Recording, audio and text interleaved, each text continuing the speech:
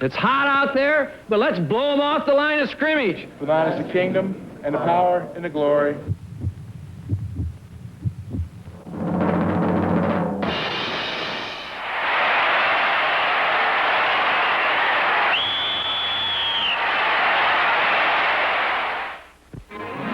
Mile High Stadium in sunny Denver, Colorado. Never before has a championship game been played here. Today, however, the Denver Broncos will try to capture their first title ever, squaring off against the defending Super Bowl champion Oakland Raiders, with the AFC Championship and a trip to Super Bowl 12 on the line. Oakland hasn't lost in Denver since 1962, but today they'll have to face Orange Crush, code name for one of pro football's best defensive units, far and away the best in the NFL against the run. Today, however, Denver's principal task will be to stop Ken Stabler's talented core of receivers, a group made stronger this season by the emergence of Dave Casper as the best tight end in the business. Compounding Denver's problems is the questionable status of quarterback Craig Morton. A painful hip injury put Morton in the hospital much of the week, forcing him to miss all of Denver's practices. Such are the concerns of Coach Red Miller and his Cinderella Denver Broncos as they prepare to meet the Oakland Raiders in the NFL Game of the Week.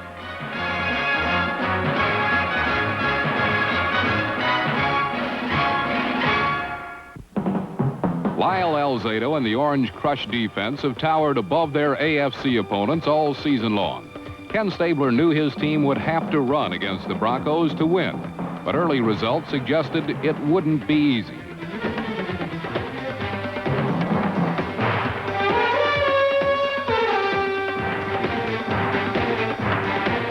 On Oakland's first possession, Alzado and company forced the Raiders into retreat, but a special teams blunder made it all for naught. When punter Ray Guy went down, Oakland had a first down. This time, Oakland did things their way, piecing together a 16-play drive that featured 8 short-yardage bursts by durable Pete Banaszak. Then from the 3, Errol Mann gave the Raiders that all-important first score.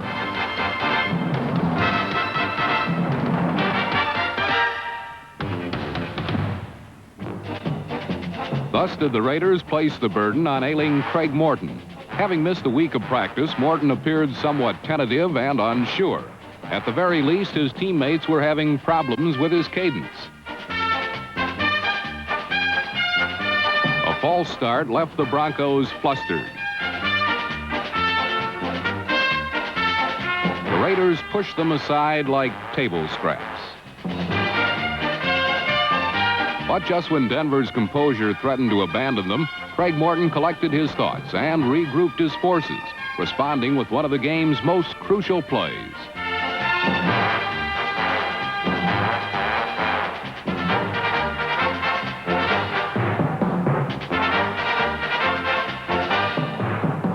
"74 yards later, Haven Moses bounced along, waiting for confirmation.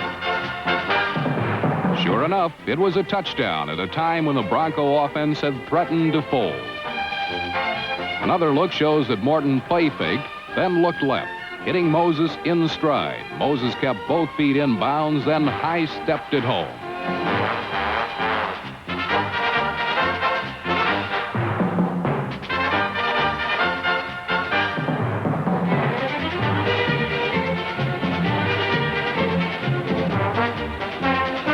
It was an important series for the Broncos, for not only did it produce a score, but also it gave the Raider defense something to think about.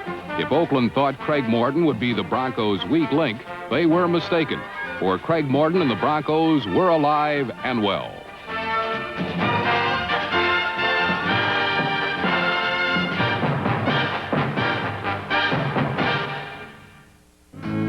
The Oakland Raiders invariably run and throw to the left more often than to the right. Thus, protecting Denver's lead became the responsibility of players such as cornerback Steve Foley, number 43. Denver's rush had yet to sack Mr. Stabler. It was up to the secondary to make the big plays, and Stabler was testing them.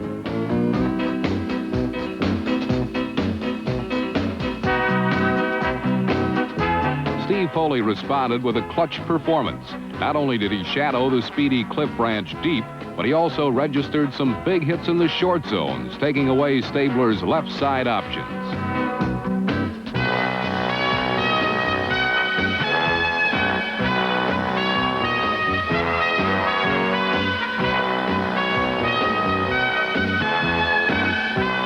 Foley's sound execution forced Oakland into a new line of attack. With the arrival of period 2, Stabler turned Fred Biletnikoff loose among Denver's prowling linebackers. The rewards came at considerable expense.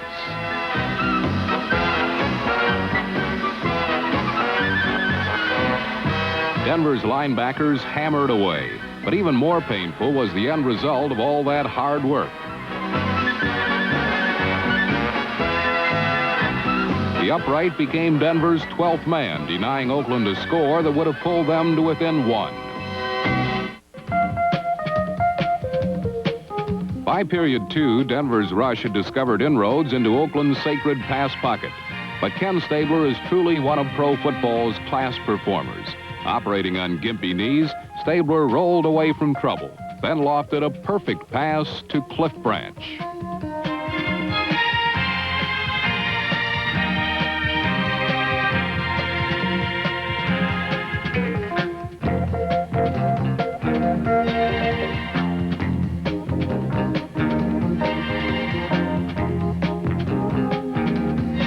But like the rest of Oakland's first half drives, this one too came up empty.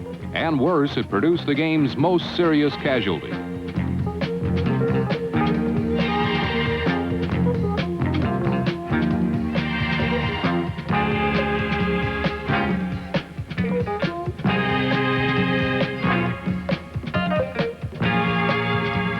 Fred Biletnikoff, one of Oakland's most seasoned big game performers, didn't survive this trip over the middle.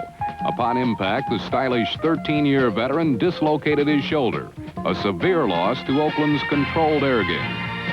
Ken Stabler now faced the prospect of playing catch-up in the second half without his most trusted receiver.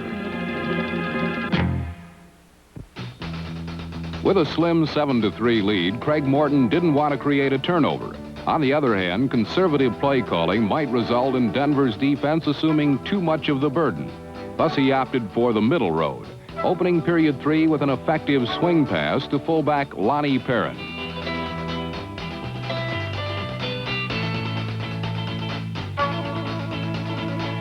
Morton followed this play with another relatively safe call, a turn-in to wide receiver Haven Moses. Moses, however, turned it into a big play, a 40-yarder that carried all the way to Oakland's 23-yard line. Denver now could increase its lead to 7, but usually dependable Jim Turner sliced his kick to the right.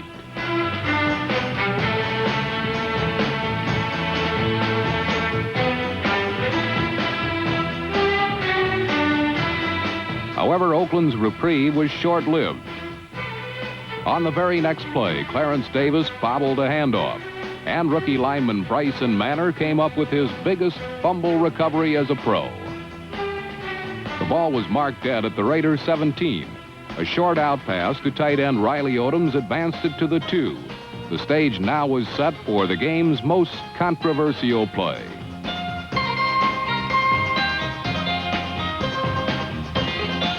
Rookie running back Rob Lytle lost the football. The Raiders recovered.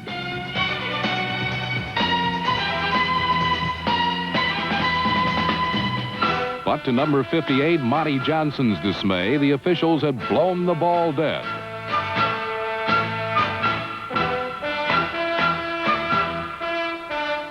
Oakland was stunned, and John Madden couldn't believe it.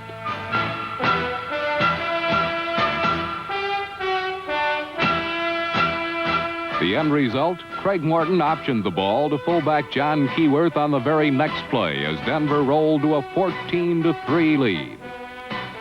Raider fans will point to this third quarter exchange as a cruel turning point in their fortunes. Bronco fans will see it otherwise. Another angle shows that Morton just beat a blitzing Floyd Rice with his pitch out, thus clearing the avenue for Keyworth to score. What could have been a real disaster became a big moment for Bronco Mania. Keeler's score lifted the Broncos to an 11-point lead. Now the pressure really was on the Raiders.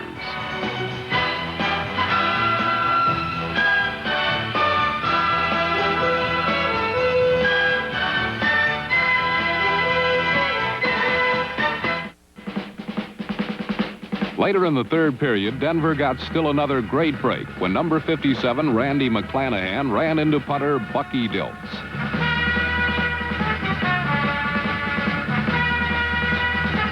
After Dilts located the penalty flag he thought he had earned, he looked downfield and saw yet another reason for applause.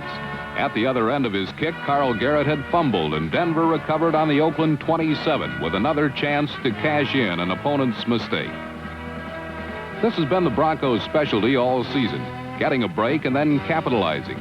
But this time they would come up short.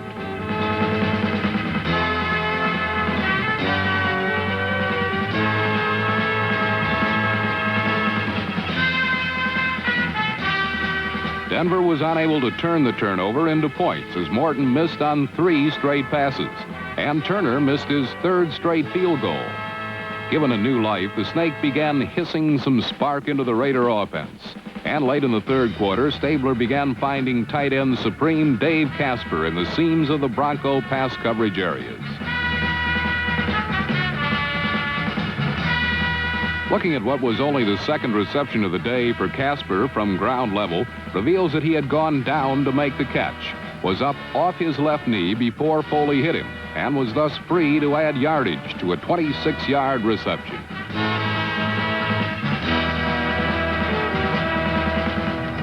On the fourth quarter's second play, Stabler to Casper brought Oakland to within 4 points just before Joe Rizzo put Casper down on the goal line.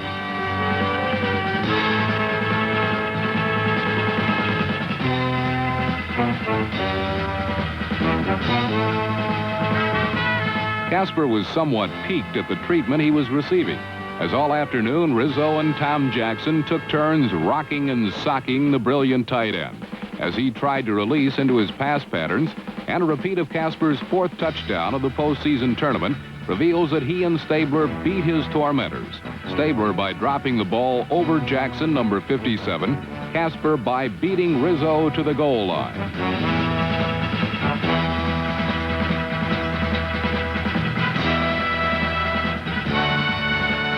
Casper's score came just 39 seconds into the fourth quarter, and coming so early it could hardly detract from the Broncos' claim to ownership of the final 15 minutes. Denver players claim they cannot be beaten with a game on the line in the fourth quarter, and maybe they can't be. On the first play after the Raider touchdown, Morton combined with Jim Jensen for 20 yards.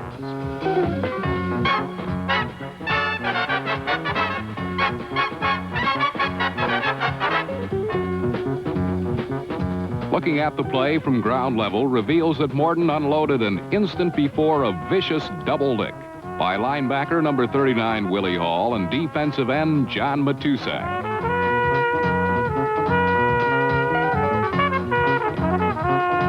The contact left an already hurting Morton with a couple more sore spots. But today, more than any day in his 13-year career, Craig Morton claimed his place among the elite quarterbacks. His physical courage was beyond reproach, and he showed his mental toughness with 2 crucial completions to clutch receiver Haven Moses, the first on a 3rd and 22 play that gained 25 yards.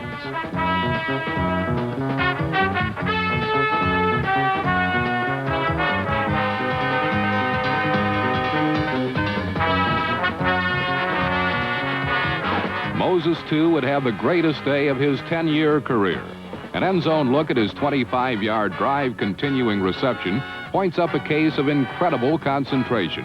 Number 22, Jimmy Warren, had a shot at an interception, and the ball was tipped several times before Moses clutched the ball to his chest. All this while staying in bounds.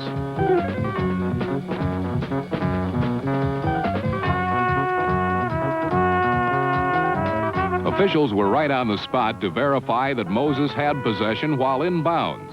But 2 plays later, the Broncos found themselves in another third down pickle that Morton and Moses ate up.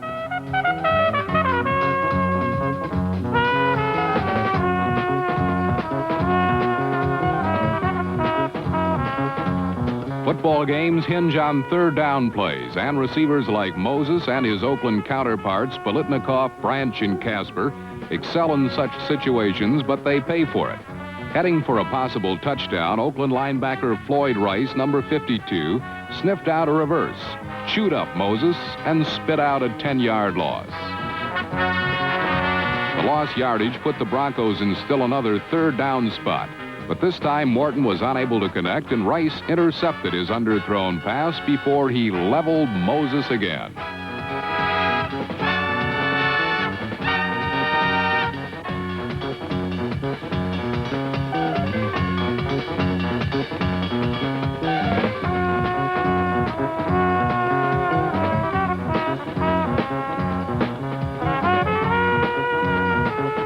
Rice has played excellent football since coming in when Phil Villapiano was lost for the season with an injury.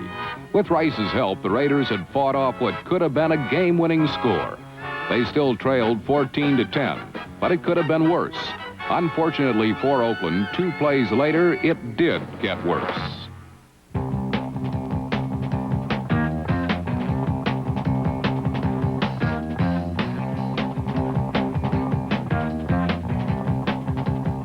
Bob Swenson intercepted Stabler's highly uncharacteristic careless pass and carted it to the Oakland 17-yard line. Looking at the play from the opposite sideline reveals that all 3 Bronco linemen were bearing down on Stabler, causing his hurried pass.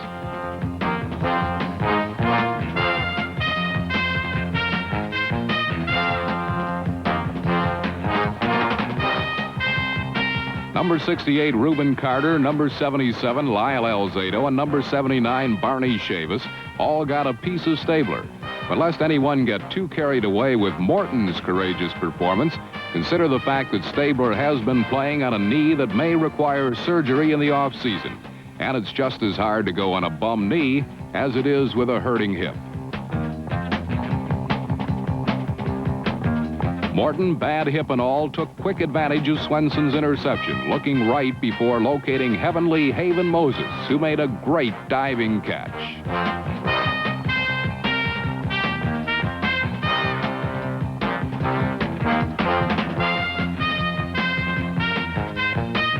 Moses' stats now read 5 receptions for 168 yards and 2 touchdowns.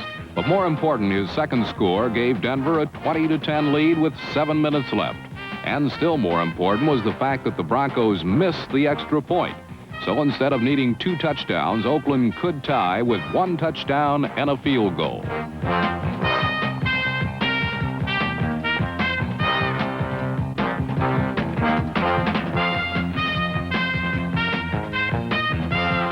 Despite the fact that Denver led by 10, there was no panic in the Oakland offense. Indeed, on an 8-play, 74-yard drive, Stabler called 5 running plays and completed 3 passes, all with the clock running, stopping only when Casper made, for him, a routine touchdown reception, again outdueling his linebacker shadows, outleaping Tom Jackson for 6 points. Casper's touchdown cut the Bronco lead to 20-17, and the game still had over 3 minutes to go. Certainly enough time for the Raider offense to move into field goal range, if they could stop Denver.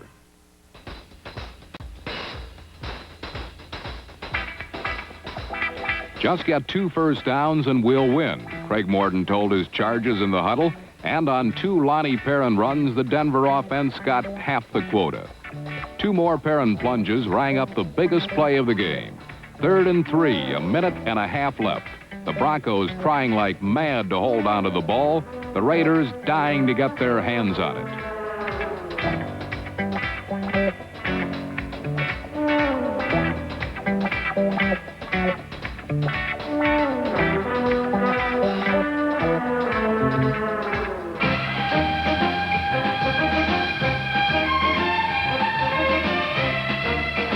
Otis Armstrong's run carried the Broncos a lot further than the 4 yards he gained. Oakland was forced to use its last timeout with 47 seconds left, and Denver ran out the clock and ran into Super Bowl 12. The Broncos' 20-17 victory in the AFC Championship game continues a dream season where all all those under the spell of Bronco mania.